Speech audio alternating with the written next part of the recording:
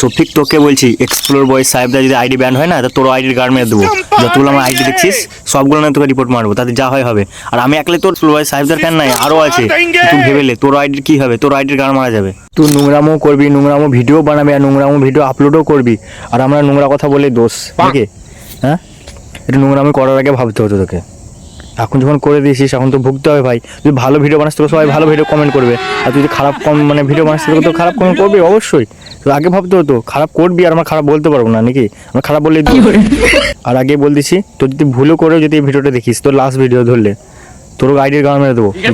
যত আইডি খুলবি তুই, একটা আইডি না যত আইডি খুলবি সব করাতে আমি রিপোর্ট মারবো। আর আমি বলে লাই সাহেবদের যতগুলো ফ্যান আছে সবাই মারবে। তুই গান পামা করিস না, নিজে কাজ কর। আর যেটা করছিস পানু, সেটা পানু বানা।